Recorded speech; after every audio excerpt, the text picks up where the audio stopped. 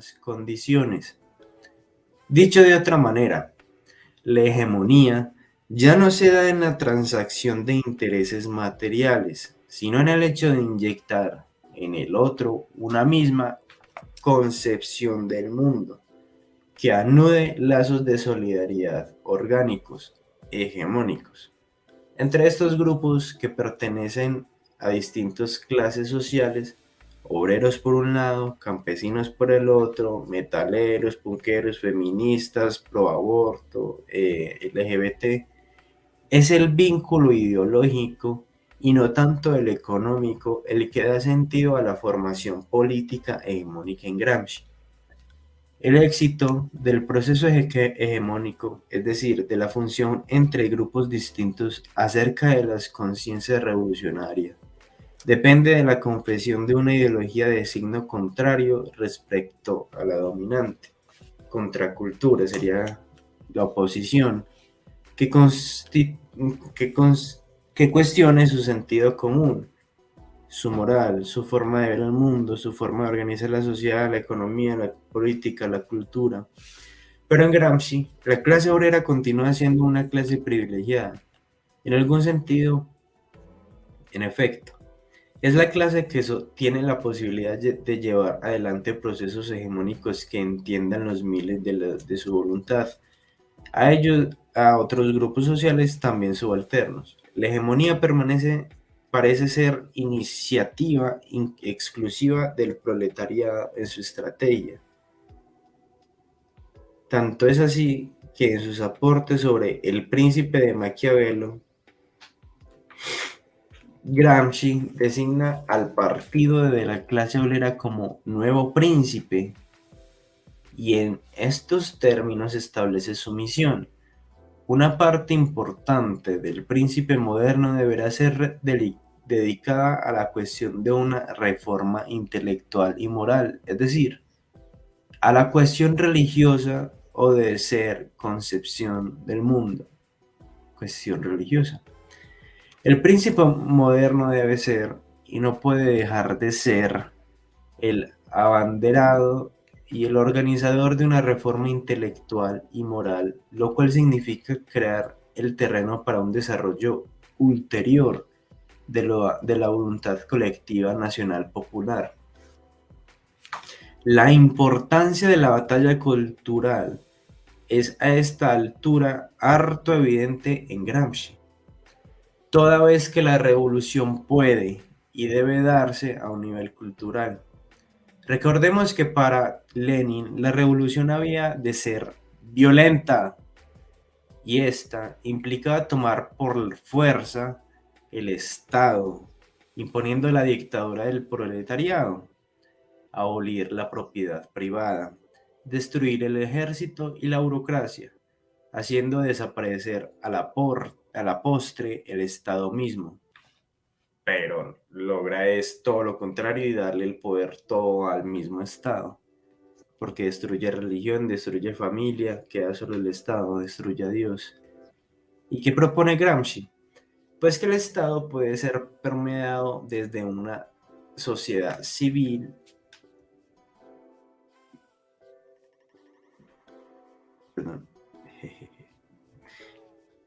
puede ser permeado desde la sociedad civil y que en todo caso su destrucción como organismo de servicio de la clase dominante no se agota en la destrucción del ejército y de la burocracia al modo que Lenin proponía, sino fundamentalmente en la destrucción de la concepción del mundo que produce y reproduce el Estado para el mantenimiento de su hegemonía cultural.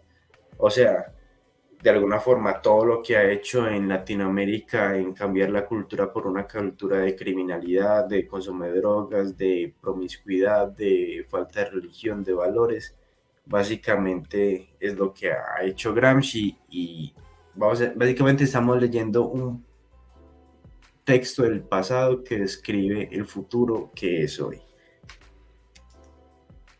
Esta lucha,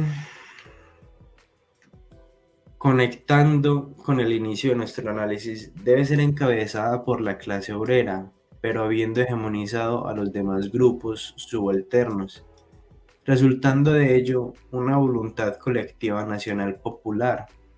La cuestión de la revolución violenta, tan distintiva del pensamiento marxista-leninista, queda relegada e incluso Gramsci va a hablar de la revolución pasiva, como aquella en la cual las clases dominantes se ven obligadas a ir absorbiendo los puntos de vista de las voluntades colectivo-nacionales populares. Dios mío, literalmente dominar la opinión de las personas. Literalmente es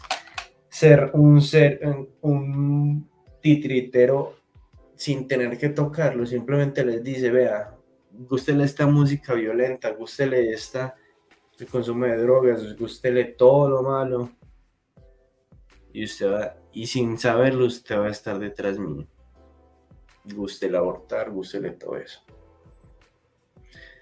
Bueno, capítulo 4. El posmarxismo de Ernesto Laclau y Chantal Mouffe.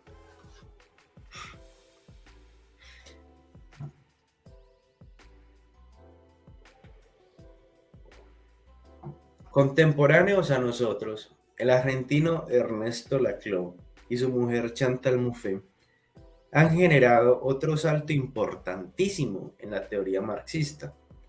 Tan importante ha sido este salto que le reconoce en el mundo académico un rol indiscutible como dos de los mayores referentes del llamado post-marxismo o posmarxismo. Una corriente teórica muy reciente cuya característica fundamental es que se ha propuesto revisar el marxismo para adecuarlo teórica y estratégicamente al nuevo mundo que nació del fracaso, que no se nos olvide esa palabra, renacer desde el fracaso del socialismo real de la Unión Soviética.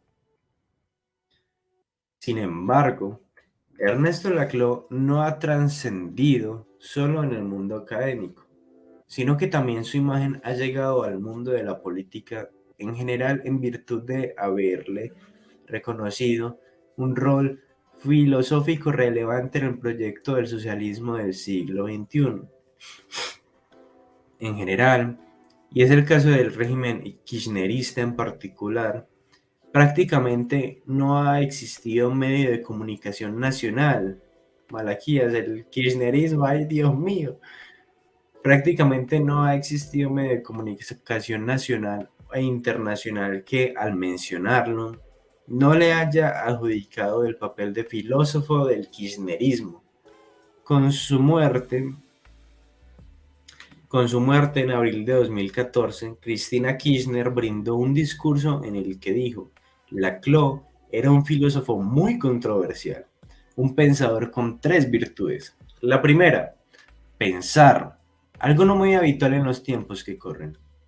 De acuerdo. Segundo, hacerlo con inteligencia.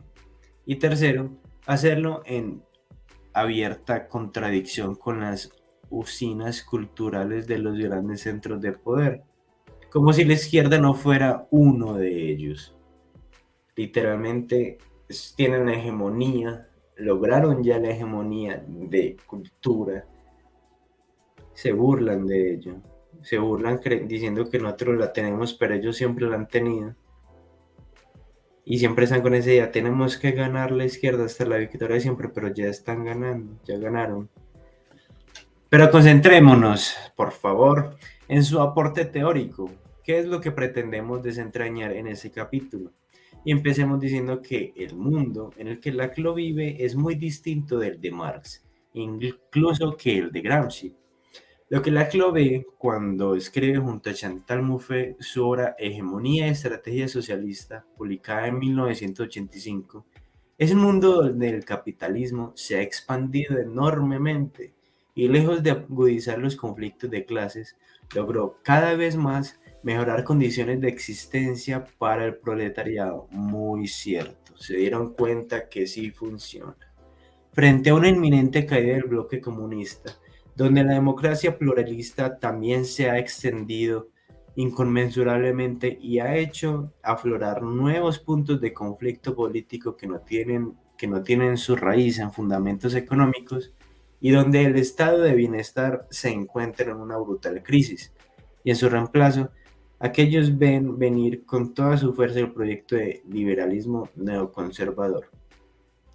El citado trabajo de Laclau y Mouffe está dedicado a revisar y deconstruir, desarmar y reemplazar las teorías del marxismo tradicional desde el fracaso, buscando desmontar el economicismo, idea según la cual, tal como ya vimos, lo moderadamente relevante es la dimensión económica, para luego proponer una nueva teoría y una nueva estrategia para la izquierda basada en la idea de hegemonía sobre la que nos hemos referido anteriormente.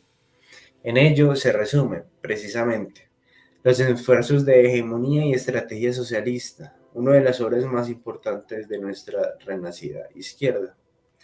El postmarxismo de Laclau y Mouffe tiene centro en la supresión de concepto de la clase social como teoría. Esperen, muchachos.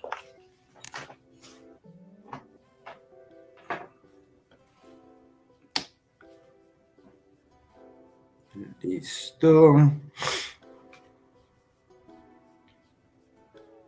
Eh, bueno, para luego proponer una nueva teoría y una nueva estrategia para la izquierda basada en la idea de hegemonía sobre la que nos hemos referido anteriormente. En ello se resume precisamente los esfuerzos de hegemonía y estrategia socialista, una de las obras más importantes de nuestra renacida izquierda. El postmarxismo de Laclau y Mouffe tiene centro en la supresión del concepto de clase social como elemento teórico relevante para la izquierda. Este es el paso crucial para ambos pensadores dan respecto a Gramsci, en quien por lo demás basa la mayor parte de su teoría. El proletariado ya no es el sujeto revolucionario, privilegiado a ningún sentido posible. La clase obrera de Laclau no tiene siquiera privilegios en estrategia hegemónica como en la teoría gramsciana. Pero además de ello, también hay, tampoco hay ningún sentido en buscar otro sujeto privilegiado, como aconteció en la década del 60 en la cual se discutió, a partir especialmente de los teóricos de la Escuela de Frankfurt. Si el privilegio de la historia pasaba por los jóvenes, las mujeres, etc., contra el intento desesperado por descubrir nuevos sujetos para la revolución anticapitalista, Laclau y Mouffe proponen el acento de la construcción discursiva de los sujetos.